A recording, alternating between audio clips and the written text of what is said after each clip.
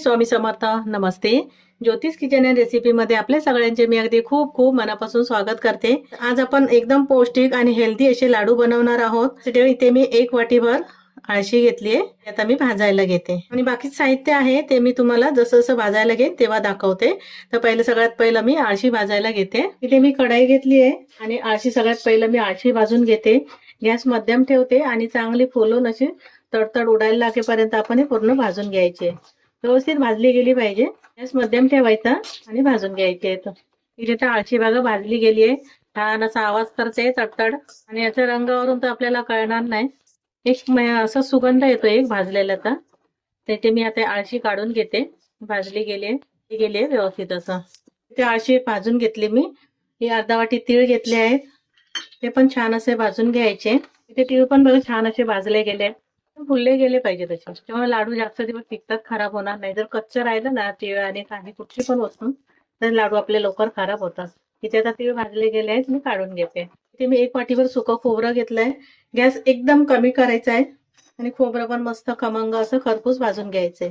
इथे खोबरं पण मी भाजून घेतलं, छान गुलाबी रंगावर खरपूस असं भाजून घेतलंय. तेही काढून घेते. इथे मी 1 चमचाभर एवढे खसखस घेतली आहे, ती पण भाजून घ्यायची छान असे. खसखस भाजायला काय वेळ जात नाही, जास्त वेळ नाही लागत, पटकन भाजते.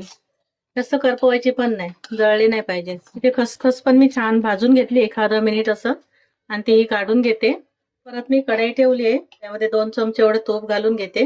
इथे तूप गरम झालंय, त्यामध्ये थोडं थोडं असं डिंक घालून मी फुलवून घेते. डिंक व्यवस्थित फुलला गेला पाहिजे, नाही तर कडक राहिला तर जाता खाली येणार. त्यामुळे थोडं थोडं घालूनच मी भाजून घेते. ते मी सर्व डिंक असा फुलवून घेतलाय, तळून घेतला तुपामध्ये, काढून घेते. आता मी थोडेसे काजू, थोडे बदाम आणि पिस्ता घेतले आहेत, ते पण छान असे भाजून घेते.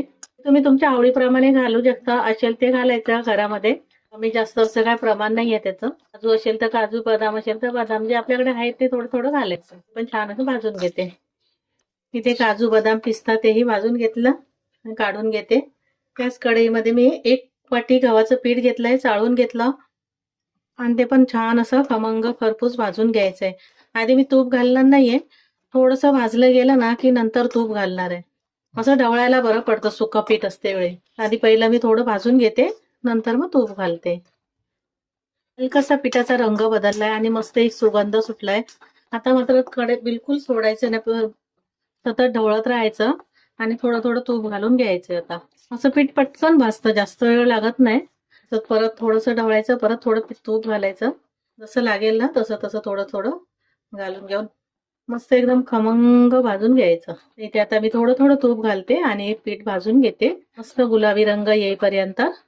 इथे आता मी थोडं थोडं तूप घातलं आणि पीठ भाजून घेतलंय आणि मस्त असं सुगंध सुटलाय एक पीठ भाजलेल्याचा आणि रंगही छान असा आलाय. इथे आता मी गॅस बंद करते आणि हे पीठ मी एका ताटामध्ये काढून घेते आणि थंड करून घेते. आता आपल्या सर्व वस्तू इथे भाजून झाल्या आहेत. तुम्हाला इथे मखाने घालायचे असेल तर मखाने, अजून कुठचे ड्रायफ्रूट घालायचे असेल तेही घालू शकतात, जे आपल्याकडे असतील ते. इथे आता मी हे पीठ काढून घेते.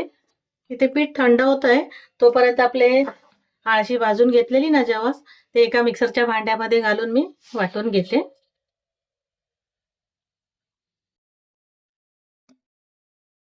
ते मी जवस वाटून घेतले आहेत, काढून घेते. तर छान अशी पावडर झाली आहे, ती मी बाजूला ठेवून देते. आता भांड्यामध्ये मी काजू आणि बदाम पहिलं थोडं बारीक करून घेते, बाकी नंतर घालते मी. ते मी काजू बदाम वाटून घेतले, त्यातच डिंक घालून घेते, पण घालून घेते. खोबरं भाजलेलं सर्व आता परत एकत्र मी वाटून घेते. मी काजू, बदाम, डिंक आणि सर्व वाटून घेतलं. असं जाडसर राहिलंय, असंच जाडसर ठेवायचं. थोडंसं छान वाटतं खाते वेळी. आणि याला तेल पण सुटलंय बघा, तूप सुटलंय असं.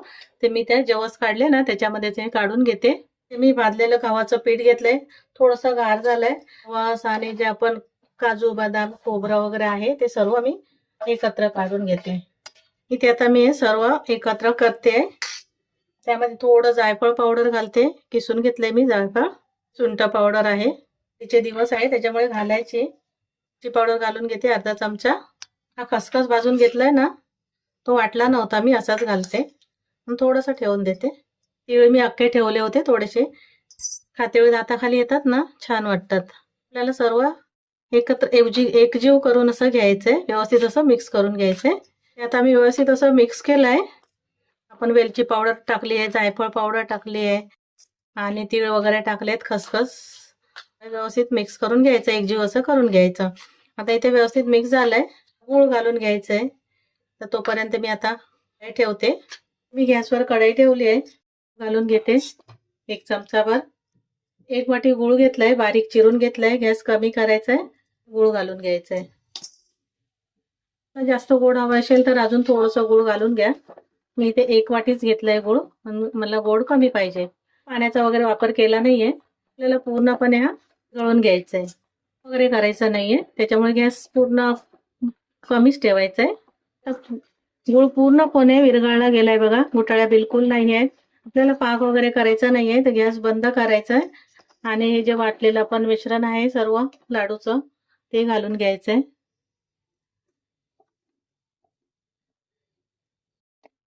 गॅसवरून खाली उतरवून घेते आणि मिक्स करून घेते. तसं व्यवस्थित मिक्स करून घ्यायचंय.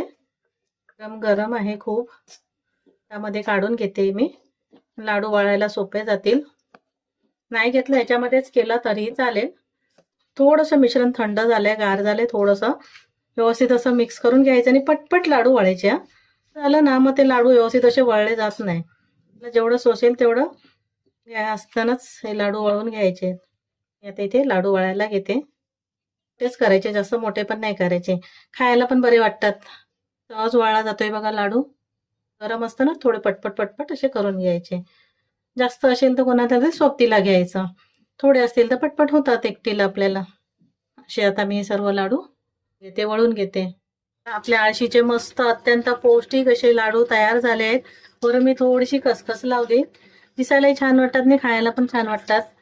आळशी आपल्या आरोग्यासाठी, केसांसाठी, कंबरदुखी आहे, आपली त्वचा अशी सुकी होते, त्यासाठी खूप अत्यंत उपयोगी अशी आळशी आहे. आणि मस्त असे लाडू झाले आहेत बघा. जर तुम्हाला रेसिपी आवडली असेल तर लाईक करा, शेअर करा आणि सबस्क्राईब करा. पुन्हा भेटू आपण अशाच एका नवीन व्हिडिओ सोबत. थँक्यू, धन्यवाद.